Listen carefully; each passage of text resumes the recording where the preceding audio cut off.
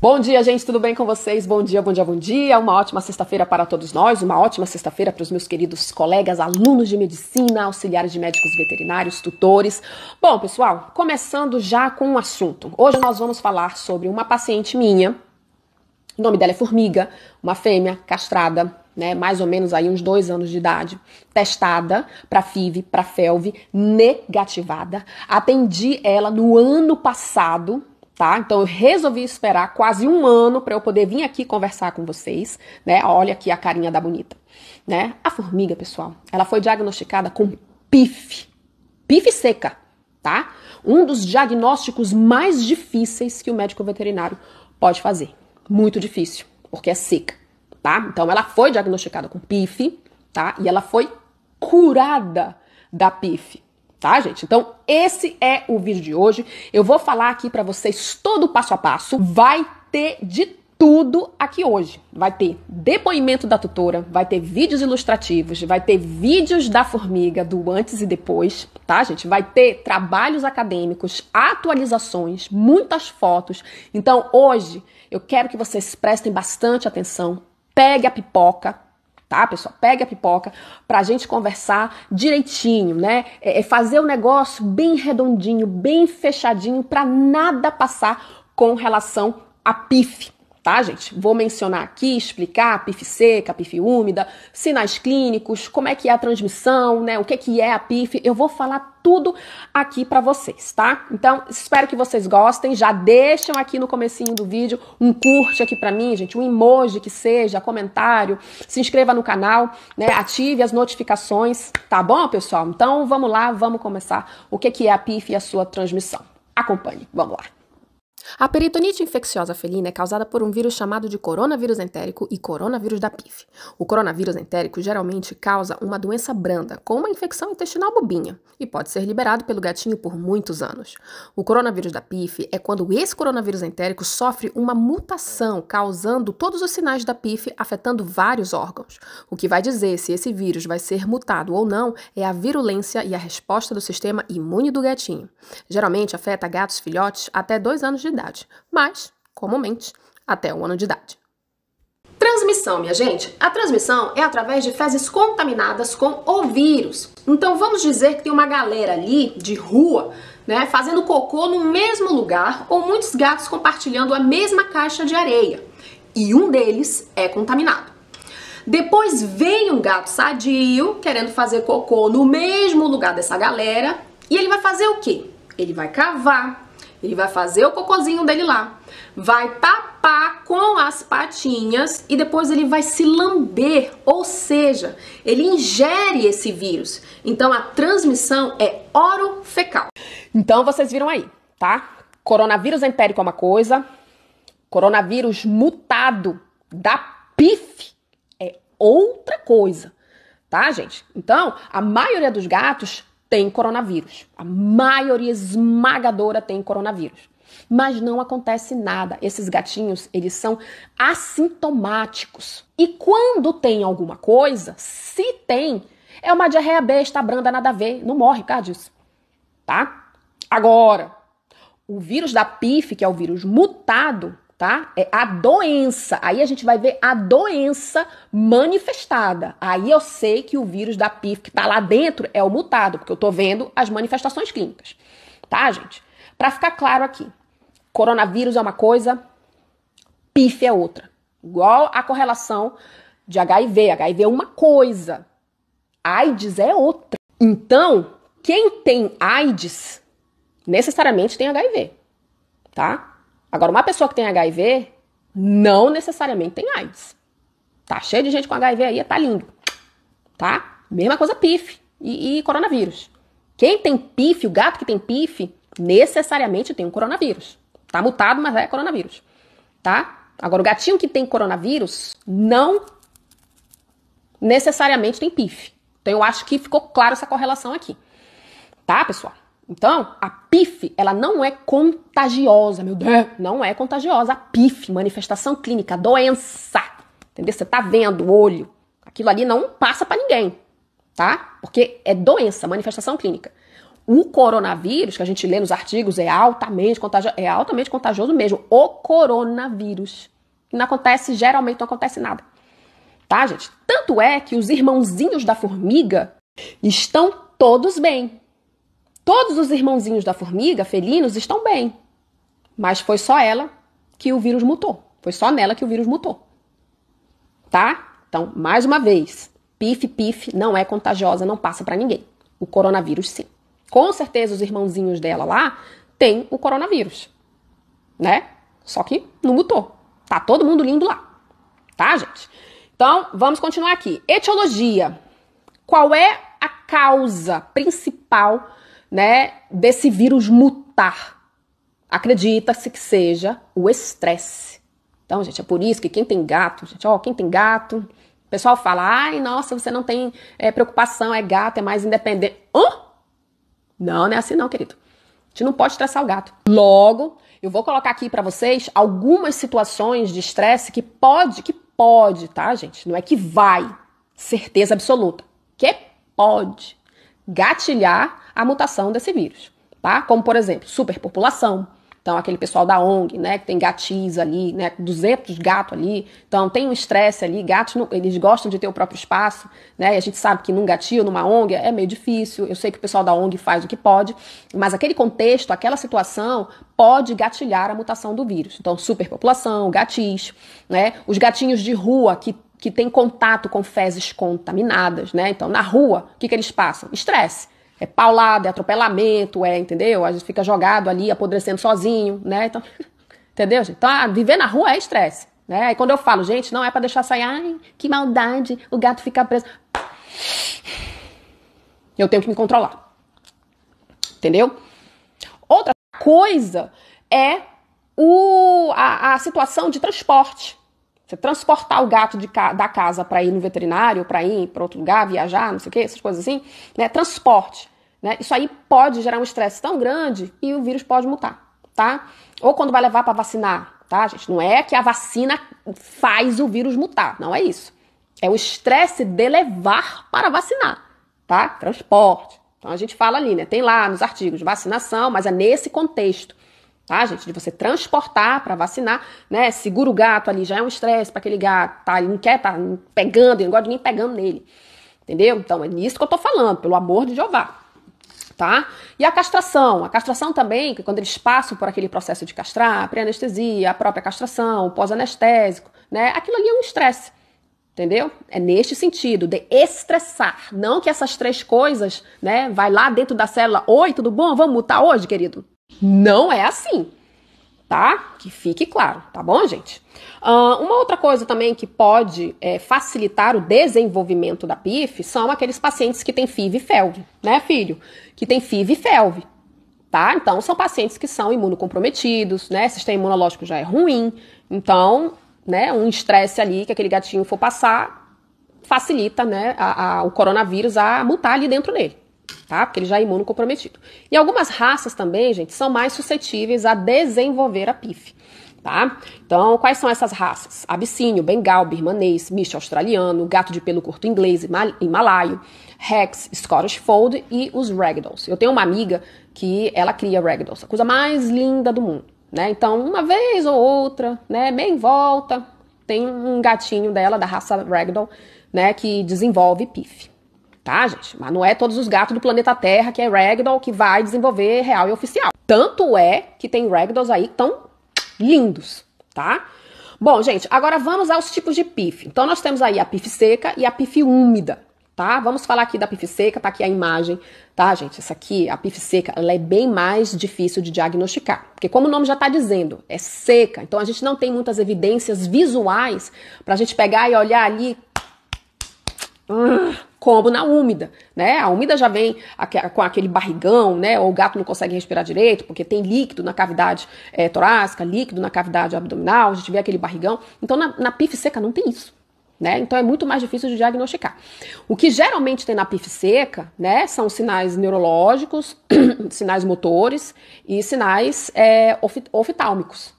Tá? É o que geralmente acontece, gente. Tudo que envolve PIF, você sempre vai ouvir a palavra geralmente, possivelmente, talvez, muito provavelmente, tá? Não tem como pegar aí, ó. Não tem isso, tá? Isso não existe na PIF, tá bom? Então, quais são as lesões da PIF seca? São lesões piogranulomatosas, tá? Essas são as lesões. Então, por que eu falo que não tem o visual, né? Muito visual pra gente pegar e... Por quê? Porque a única coisa que a gente pode visualizar, poderia visualizar, tá dentro do gato. Entendeu? Então, essa imagem aqui, gente, são lesões piogranulomatosas, né? Que elas podem estarem ali em intestinos, linfonodos, rins, fígado, que são essas bolinhas branquinhas. Não dá pra mim mostrar direito, porque eu não quero perder a minha monetização. Mas dá pra vocês entenderem aqui. Então, é um monte de bolinha branca, né? Piogranulomatosa, que acomete o órgão. Tá? Não tem líquido, não tem nada, são só essas lesões piogranulomatosas. Então, quais são os sinais clínicos da PIF seca? Então, a gente tem aqui vasculite generalizada, causando uveites, causando sinais oftalmológicos. Então, a Bonita teve ali turbidez ocular. Eu vou já mostrar aqui pra vocês, tá, gente? Só pra dando uma palhinha aqui rapidinho. Então, ela teve turbidez ocular, mudança na coloração de íris, ela teve anisocoria, ela teve nistagmo, tá? Então, todos esses sinais oftalmológicos a formiga teve, né, que bate muito com a PIF seca, tá? Problemas de coordenação motora, ela não conseguia andar muito bem, né? Ela andava ali cambaleante, tá? Alguns pacientes com PIF seca, eles convulsionam, tá? A formiga não convulsionou, tá bom? Mas a tutora vai falar direitinho como tudo aconteceu, como tudo começou, os sinais clínicos ali da Bonita, tá? E vou mostrar os videozinhos dela também. Tá bom, gente? Então, tudo isso aqui que eu tô falando bate muito com a PIF seca, né, que foi o diagnóstico final da Bonita. E aqui eu mostro pra vocês a PIF úmida, tá, gente? Então, a PIF úmida, ela é muito mais visual, né? A gente já olha assim, caraca, tá quase lá, tá, gente? Ninguém bate martelo em PIF não, assim, tá? Olhando no olho, não é, tá?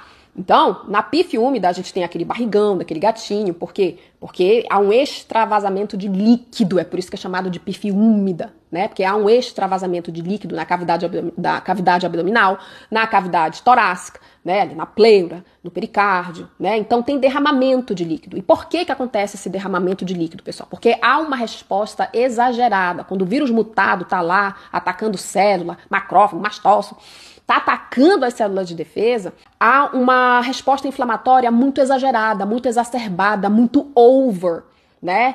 Que o próprio corpo, ele vê ali, olha, eu sei que tem que ter uma resposta inflamatória, porque tem um invasor entrando aqui, gente, mas isso aqui tá muito já, entendeu? Tá errado isso. Então, o próprio corpo, ele vê que essa resposta exagerada já tá passando do limite. Então, o próprio corpo vai lá e tenta neutralizar, né? Tenta neutralizar essa própria resposta exagerada que ele mesmo dá.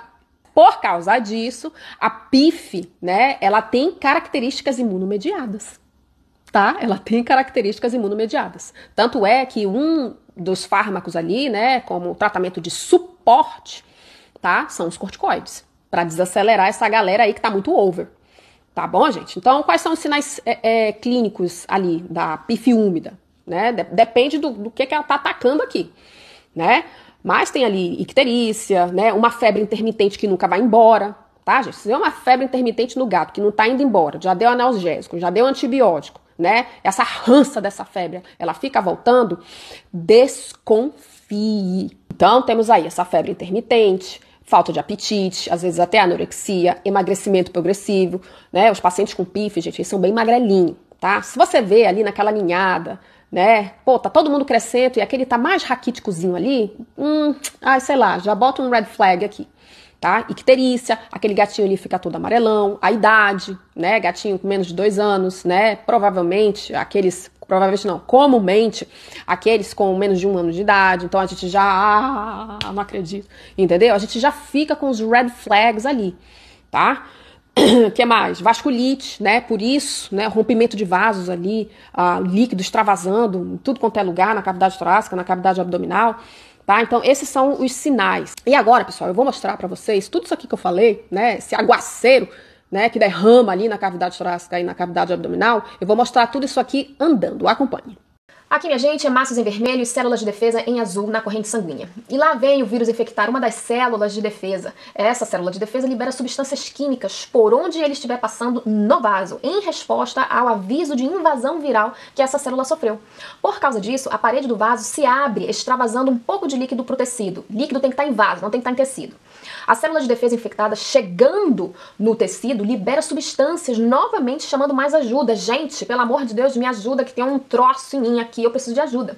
E essas células de defesa fazem um cordão ao redor da célula infectada. Tipo, fica aqui que daqui tu não sai. E com isso, mais substâncias químicas são liberadas. As outras células de defesa liberam substâncias inflamatórias dentro do vaso. Sendo assim, a parede do vaso se rompe e sai mais líquido ainda. E é aí que começa o extravasamento de líquido para pulmões, tórax, pericárdio e cavidade abdominal. Viram aí, né, gente? Então, vocês estão vendo que a resposta inflamatória é muito exagerada, entendeu? Vai uma galera, um exército ali que vai chegando, metendo o pé na porta, né? A gente vai ajudar, mas também a gente vai liberar um monte de coisa aqui. Entendeu? Pra poder avisar pro corpo, olha, tá dando merda aqui, gente, me ajuda aqui. Então vai chamando mais exército, mais células de defesa, mas aí, né, fica muito over, fica muito exagerado. E aí o corpo já começa a entender, não, mas tá muito já, tá? Já expliquei isso. Bom, gente, agora, eu quero que vocês prestem muita atenção no depoimento da tutora, tá? Ela vai falar como tudo aconteceu, quais foram os sinais clínicos da formiga. Quando ela viu, não sei, tá esquisito, ela começou a procurar, começou a pesquisar. Ela foi em vários médicos veterinários. Ela concordou com algumas opiniões de alguns colegas. Outros ela já não concordou tanto, né? Daí ela pegou, me procurou. Ela vai contar tudinho aqui pra vocês, tá? Então prestem atenção no feeling dela, no relato dela. Tudo que ela sentiu, eu tenho certeza que vocês sentem, tá? Vamos lá. Oi, pessoal. Essa aqui é a Formiga e eu sou a Adriana. E a gente vai falar da peritonite infecciosa felina, que acometeu a Formiga no ano passado. Em maio do ano passado ela ficou muito doente, ela paralisou as patas traseiras, de repente, do nada, e fomos ao veterinário, fizemos raio-x, exames de sangue, medicação para dor, e nada, não se chegava a nenhuma conclusão, até que uma veterinária que tratava dos meus cachorros, ela me falou sobre a PIF, eu até então nunca tinha ouvido falar. Ela me falou da PIF e me falou que era uma doença que não tinha, assim, um exame que desse sim ou não para PIF, e que a gente precisaria estar descartando outras doenças. E me orientou a procurar uma especialista em felinos. E aí, foi o que eu fiz, procurei especialista, passamos com ela, e ela me descartou a PIF. Ela falou assim, olha, fique tranquilo, não é PIF. Achei, né, uma conclusão assim muito rápida, mas é tudo que você quer ouvir, né? E na hora você até... Só que chegando em casa eu vi que, sabe, algo estava errado, né? Os sintomas não melhoravam, a paralisia que era nas patas traseiras estava passando para as patas dianteiras, ela começou a ter nistagmo, as pupilas começaram a ficar assimétricas, né? Uma de cada tamanho, e dias depois começou também o movimento da cabeça, a cabeça meio inclinada, ela praticamente não andava, quando andava era com total desequilíbrio. Aquilo foi me preocupando muito, né? Fiquei arrasada e aí comecei a perguntar nas redes sociais. Eu já seguia a doutora Jennifer Lake, eu já seguia o canal dela e comecei a questionar com vários especialistas em felino, mandando mensagens pelo direct, e foram para vários profissionais. E a única pessoa que me respondeu assim de pronto, em questão de minutos, foi a doutora Jennifer. Distância, né, toda a nossa conversa, porque ela não mora no Brasil, então, mas ela foi extremamente atenciosa, extremamente prestativa. No direct mesmo, ela já se mostrou extremamente preocupada com a formiga, me dando várias orientações de como proceder, se oferecendo também para um esclarecimento mais detalhado, e foi exatamente isso que fizemos. A gente fez uma chamada de vídeo, ela conheceu a formiga, e aí ela me passou várias dicas, várias orientações. E o ponto, assim, que me encantou, assim, na doutora Jennifer foi, não só, lógico, a preocupação com a formiga, é óbvio, mas a preocupação também com os custos, sabe? Com o lado financeiro do tutor, que muitas vezes é esquecido. E a doutora Jennifer me falou essas palavras, eu não esqueço. Eu falei, Adriana, tem vários exames que poderíamos fazer, né, para fechar, para se aproximar, né, conseguir descartar várias doenças e chegar num ponto X de dizer é PIF ou não é PIF. Tem vários exames, mas o custo é muito alto, e se for realmente PIF, o tratamento é muito caro, o tratamento é longo, e você vai precisar de recursos. Então, vamos fazer o seguinte, a toxoplasmose é uma doença que tem um sintoma neurológico, então a gente vai fazer esse exame, a gente vai descartar a toxo. Descartando a toxoplasmose, a minha orientação entra com medicamento da PIF, entra com GS. E aí ela me deu vários sites não, na verdade são dois, né? Cura PIF, o Pifentinhos, onde o pessoal também, vale ressaltar aqui, gente, é um pessoal que tem um trabalho maravilhoso, super responsável, super comprometido com a causa mesmo. Fiz o exame da toxoplasmose, batata, deu negativo, e aí já comecei com GS.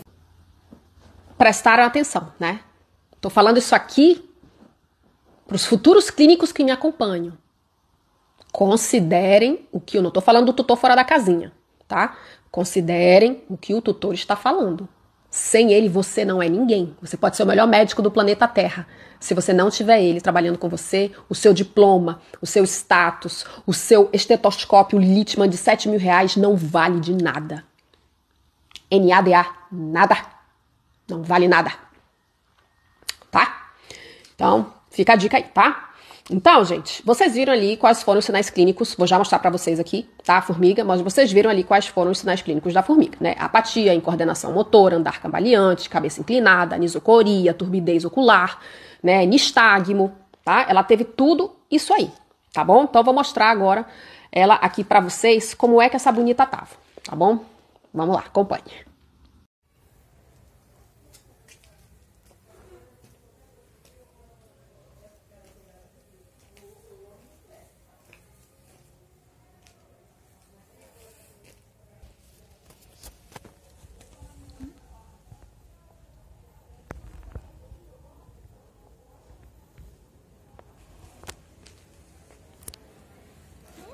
Anda, bebê, anda.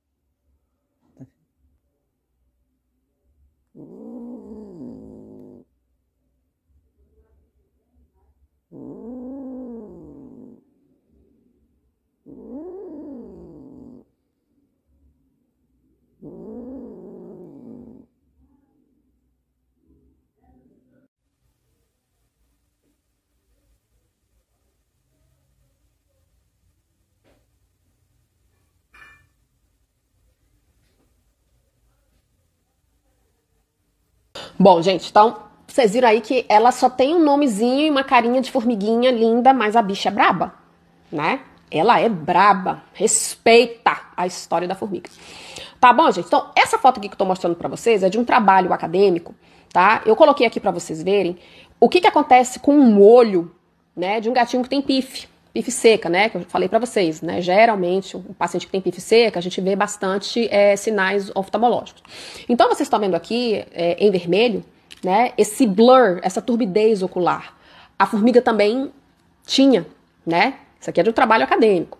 Esse aqui é o olho da bonita, né? Olha a turbidez no olhinho dela também, tá, gente? E vocês estão vendo aqui que na base, bem aqui, ó, né, tem um precipitado querático ali, né? Umas células inflamatórias avermelhadas ali, na base da córnea, tá? No olho.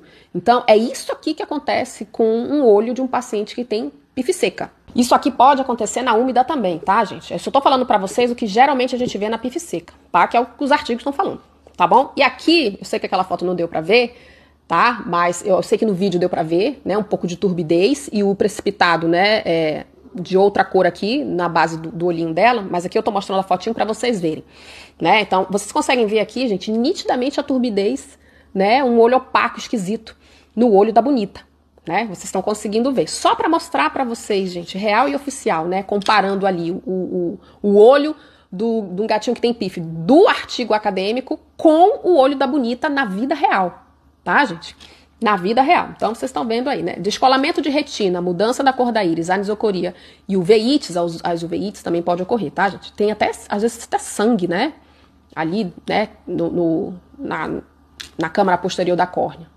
Tá bom, gente? Agora vamos ao diagnóstico. Ih, minha gente, agora é. Vamos lá. Gente, o diagnóstico de PIF não é fácil. Não existe um exame que vai dizer, olha, isso aqui é PIF real. Não existe. Então a gente já fecha o ponto aí.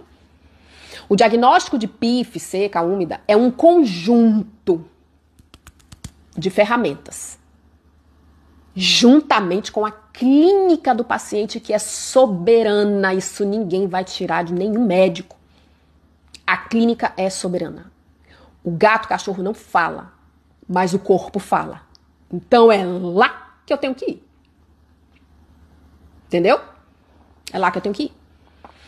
Então a clínica aqui, vocês já viram. Qual foi o diagnóstico da formiga? Foi a clínica, juntamente com os exames laboratoriais que ela fez, tá? Mas a clínica foi o ponto-chave. Quais as alterações nos exames de sangue que a gente vê, tá? Então, no hemograma, geralmente a gente vê ali uma anemia, uma trombocitopenia, a gente vê uma neutrofilia, né? Os leucócitos estão altos ali, né? Uma leucocitose com neutrofilia. E a gente vê uma linfopenia, linfócitos baixos, persistente. Então, a única coisa que a gente vê ali, que a gente... Ai, cara, o red flag tá aqui gritando.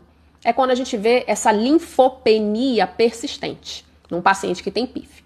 Mas não é patognomônio, tá, gente? Linfopenia dá um bocado de doença aí, doida. E quais eram as alterações no exame da formiga? Ela tinha uma leve trombocitopenia, tá? E ela tinha a linfopenia persistente. Ela tinha. Agora, a hemácia dela tava linda, hemoglobina linda, leucócito lindo, tava tudo lindo. E o que a gente vê no perfil bioquímico? Um paciente que tem PIF. A gente vê uma hiperproteinemia, com uma hiperbilirrubinemia, com uma hiperglobulinemia, com hipoalbuminemia, tá? E a relação globulina-albumina tem que estar menor que 0,4. É aí que a gente quase fecha o diagnóstico juntamente com a clínica do paciente de PIF. Aí eu te pergunto, a formiga tinha tudo isso aqui lindo, fechadinho, redondinho? Não. O perfil bioquímico dela estava tudo lindo. Bom dia. Estava tudo lindo. Aí eu pergunto para os futuros clínicos, doença lê livro? Não. Às vezes, pessoal, as alterações laboratoriais, elas não são tão aparentes, né? Tão expressivas, porque o animal ele pode estar no começo da doença. Eu não acredito que seja o caso da formiga, porque a formiga já estava doente há 2 meses. Gente, 2 meses não é começo, né? Ao meu ver, tá? E é claro, depende do sistema imunológico de cada um, tá? Então, pelo que eu vejo aqui no contexto da obra, o sistema imunológico da formiga, né, tava ali lutando, pelo amor de Deus, gente. Eu já tô me acabando aqui, mas eu continuo lutando nessa guerra, tá? Então, ela não teve, nos exames laboratoriais, com relação ao hemograma e perfil bioquímico, sinais, alterações estão aparentes, tá, gente? Depois que a gente pega a Covid, a gente fica falando meio... entendeu? Então, não estava muito aparente, tá? Uma outra coisa, gente. Teste sorológico para diagnosticar... Gente, não diagnostica nada, tá? Mas, assim, teste sorológico é meio inútil para ver PIF, porque ele nem descarta e nem confirma, entendeu? Nem descarta e nem confirma. Porque esse teste, gente, ele vai me dizer contato. Aí me diz qual é o gato que nunca teve contato com o coronavírus. A esmagadora maioria já teve contato com o coronavírus. Aí esse teste vai me dizer contato. Tá bom. Mas não vai me dizer se o vírus é mutado ou não, porque é isso que me importa. Entendeu? A mesma coisa do PCR no sangue, tá? PCR de sangue, mesma coisa. Ele não vai me dizer se é vírus mutado ou não. Ele vai me dizer que sim, aquele gato ele é positivo, né, para coronavírus, mas não vai me dizer se é mutado ou não. Tá, gente? Então tem que ter muita cautela na hora que vocês forem interpretar os exames laboratoriais. Porque vocês podem falar, olha, o teste sorológico deu positivo, então ele tem PIF. Você tá dando uma sentença de morte para um gato que ele só teve contato com vírus entérico. Ele não tá com vírus mutado, tu não sabe. Ele pode estar e pode não estar, mas tu não sabe. Ainda mais sem clínica. Ainda mais sem clínica, paciente assintomático. Então, cuidado com o que vocês estão falando aí na hora de um diagnóstico, tá? Essa foto aqui, gente, essa foto aqui é de um teste que ele serve bastante para descartar, tá? Não para confirmar. Ele serve mais para descartar do que para confirmar, tá bom? Então, esse aqui é o teste de Rivalta. Então, o que acontece? Tem uma solução ali num tubo e a gente coleta o líquido cavitário do paciente que está com suspeita de PIF, a gente coleta esse líquido cavitário e aí a gente pinga uma gota desse líquido dentro dessa solução que está dentro do tubo, que vocês estão vendo aqui, tá? Então, se esse líquido se desmanchar, é negativo. Então, se é negativo mesmo. Não tem PIF, tá? Agora, Se for positivo, vai criar essa gota aqui que vocês estão vendo. Então, essa gota, quando a gente pinga, né, ela vai caindo, ela vai formando a gota e ela vai caindo bem devagarzinho até o fundo do tubo. Entendeu? Aí quer dizer que é PIF? Pode querer dizer também. Mas existem outras doenças que faz a mesma situação da gota aí. Mesma coisa. Entendeu? Pleurite, peritonite bacteriana, linfoma, neoplasias hepáticas. Então vocês estão vendo, gente? Não serve para confirmar.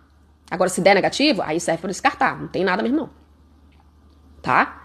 Mas assim como dá positivo para PIF, dá positivo para outras doenças diferentes que não tem nada a ver com PIF. Tá? E por que cria essa gota? Porque tem muita proteína. Esse líquido, né, cavitário, é lotado de proteína, por isso que forma essa gota. Bom, agora vamos falar sobre o PCR em tempo real, tá? Nos líquidos cavitários. Vocês viram aqui no sangue, não serve para nada, tá? E o PCR em tempo real, né, nos líquidos cavitários, né? No líquido que a gente coleta ali de torácico e de abdominal. Se a gente fizer o PCR aí, será que... Gente, olha só, eu vejo vários professores meus falando, né, vários professores falando que se você tem clínica, mais o PCR dando positivo ali, né, poxa, encontrou ali, né, o coronavírus, então você meio que já fecha o diagnóstico, né, você fecha o diagnóstico. Eu já vi alguns professores falando, fecha-se o diagnóstico. Eu acho que confirmar, fechar-se o diagnóstico neste contexto, né, eu acho uma palavrinha muito forte, até porque os artigos, eles não falam isso, né, eles não falam isso. Então eu vou ler aqui alguns artigos para vocês, para eu não ficar louca aqui sozinha, tá, gente? Isso é uma opinião. Então vamos lá. Diagnóstico molecular usando o PCR em tempo real. O PCR em tempo real foi desenvolvido para detectar e quantificar o coronavírus, podendo ser utilizado em uma grande variedade de amostras, como fezes, sangue, derrames, líquido cavitário, né, líquido cérebro-espinhal também, os derrames são os líquidos cavitários, tá? Material colhido por aspirado de agulha fina, tecido de biópsia, saliva e até humor aquoso. No entanto, o PCR quantitativo não está desenhado para detectar mutações associadas à virulência. O próximo.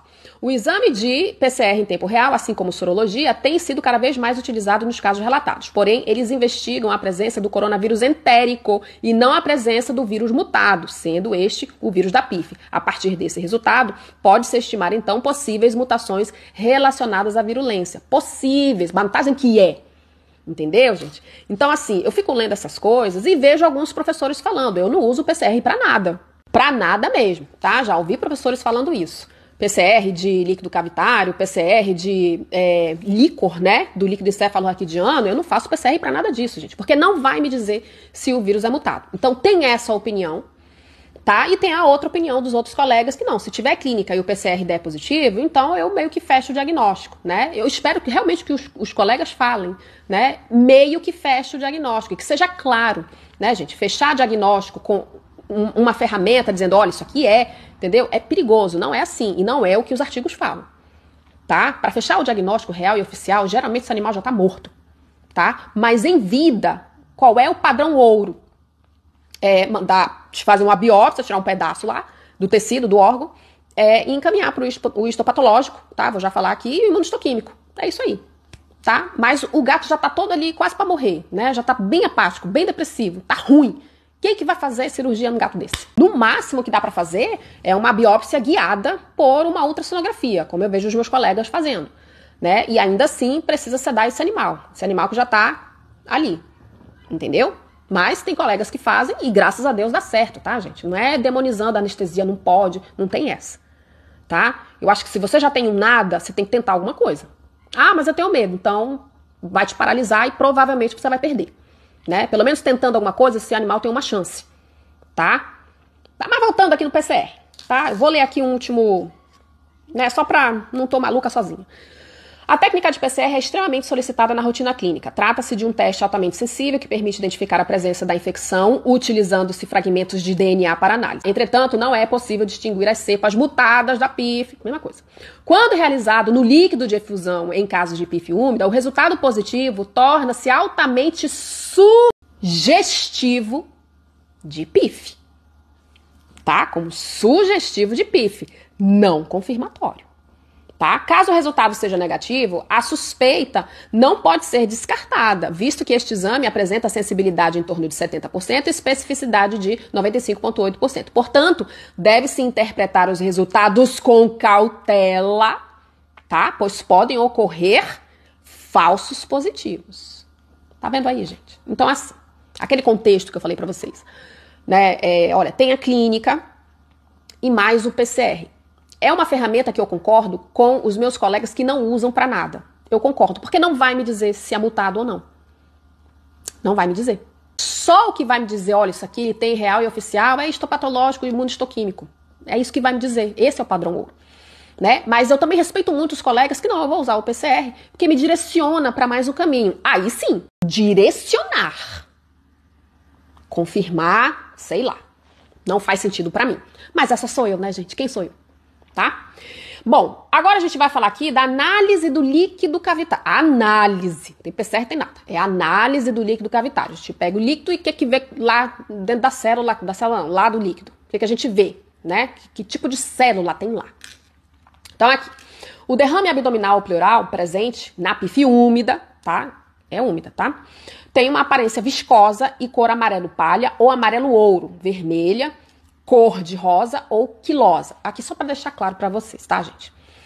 Não é todo líquido amarelo que é PIF, tá? Ó, tá dando outras cores aqui. Vermelho, rosa, não é somente amarelo que... Porque às vezes eu vejo colegas falando, olha, o líquido é amarelo. Ih, é PIF, certeza. Não, peraí. Tem outras doenças que o líquido é amarelo também, minha gente.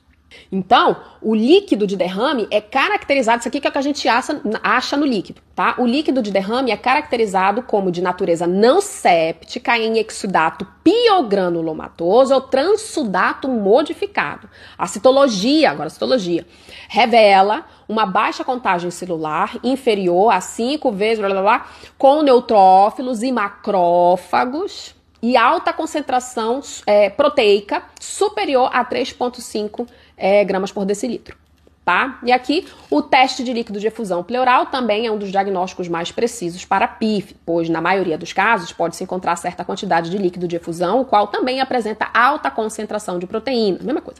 E a razão albumina globulina.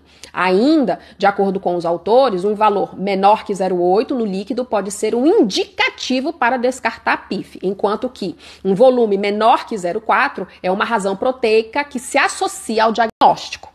Tá, gente? Que se associa ao diagnóstico. Então, assim, análise do líquido cavitário eu acho super válido, tá? Minha opinião. Eu acho super válido a análise do líquido cavitário, tá? Então, toda vez que eu pego um paciente que tem PIF úmida, né? Gente, pede para coletar esse líquido aí e manda pro laboratório para fazer a análise, tá? Logicamente, com a clínica do paciente, exames laboratoriais. Gente, o diagnóstico da PIF é sempre um conjunto de ferramentas. E são muitas ferramentas, tá? São muitas ferramentas.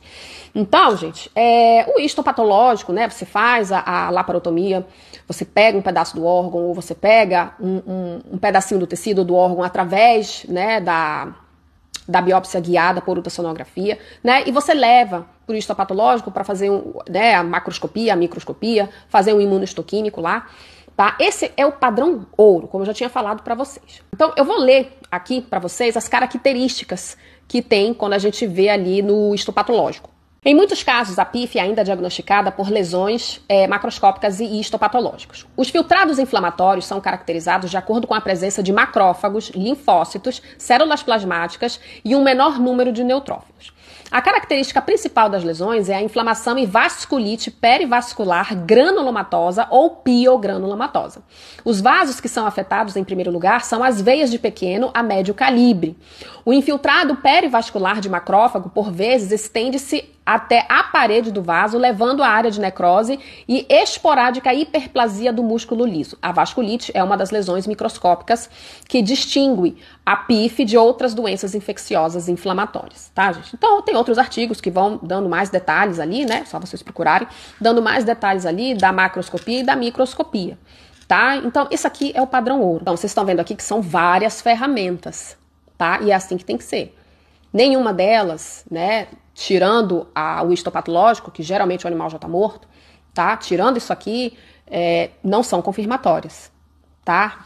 ao meu ver, minha opinião, eu acho que a clínica ainda fica ali no topo da pirâmide, tá? No topo da pirâmide.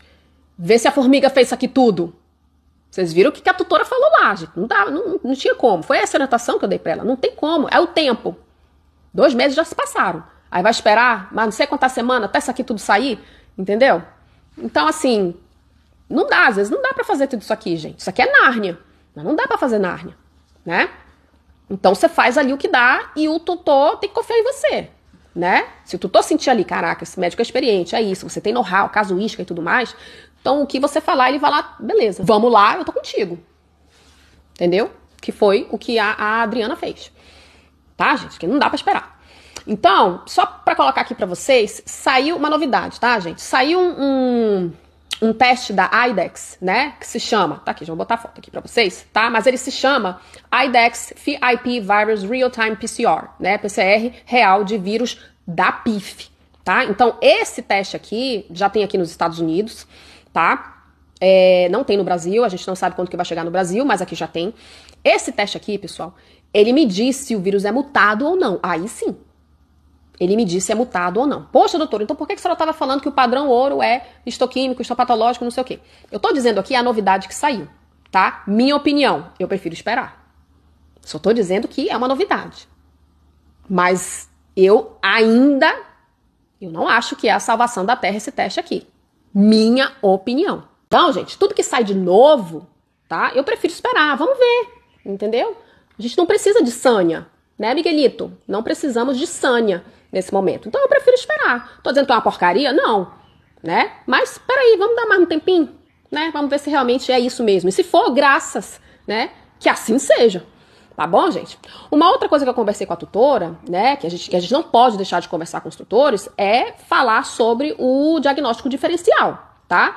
Tem doenças que se parecem muito com PIF. Logo PIF, gente, que é muito inespecífico, né? As manifestações clínicas. Então a gente precisa conversar sobre outras doenças que se parecem muito com a PIF. Como a Adriana falou ali, né? Eu orientei ela a fazer o teste, o PCR de toxoplasmose, né? Que era o que estava chegando mais perto ali do contexto da obra, né? Ela fez, graças a Deus deu negativo.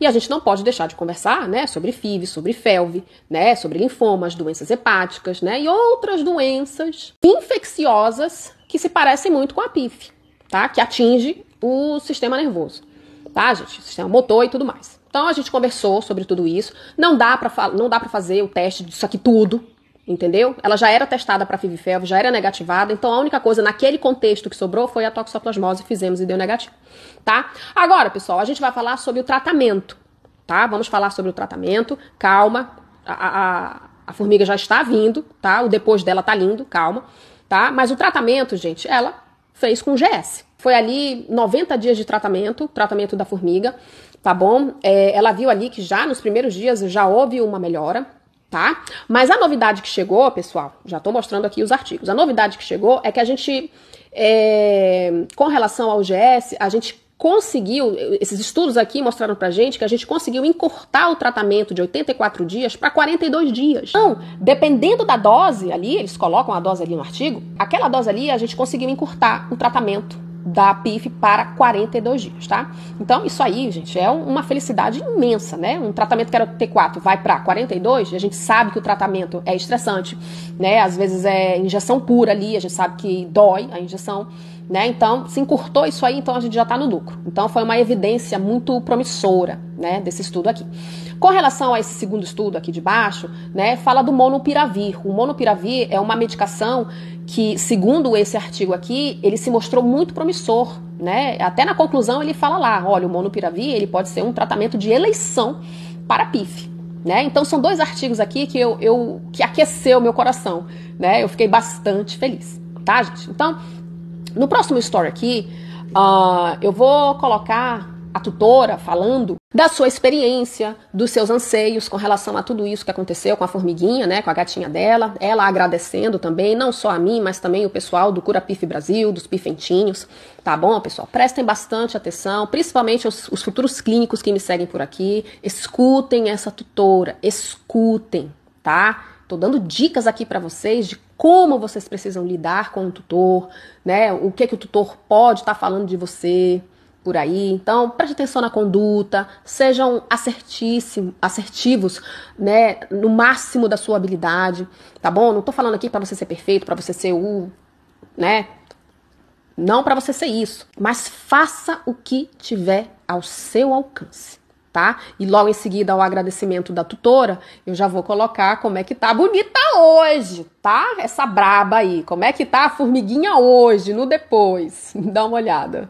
Então fica aqui o nosso agradecimento para a doutora Jennifer, a forma prestativa com que ela nos socorreu, dando todas as orientações, usando de toda a sua generosidade, do seu conhecimento, para nos orientar, para nos esclarecer, para nos mostrar o caminho, nos tranquilizar também e da forma mais acessível, da forma mais prática possível, porque a gente sabe que é uma doença muito difícil, é uma doença que enfrenta barreiras burocráticas muito grandes, porque não é regulamentado aqui pela Anvisa, aqui no Brasil. Então o tutor, além de todo o sofrimento, ainda tem essa barreira jurídica, né, essa barreira aí da lei, para poder ter acesso à medicação. Mas fica aqui o meu agradecimento, nosso agradecimento, né, não só à doutora Jennifer, mas também ao pessoal das instituições, né, não governamentais, da PIF, da Cura PIF, da Pifentinhos, que tem ali pessoas realmente engajadas na causa, interessadas na causa e que querem levar a cura para os gatinhos que estão acometidos dessa doença tão triste e que socorrem os tutores, que oferecem o medicamento e que possibilitam a compra do medicamento, que não é fácil, mas que é possível, né? E a gente volta a dizer, né, a PIF tem cura, mas ela depende de pessoas também que se mostrem interessadas em ajudar, em estender a mão para quem está precisando, né? A doutora Jennifer faz parte dessa engrenagem aí, desse círculo virtuoso aí que nos ajudou a vencer essa doença. Então, gratidão sempre. É isso.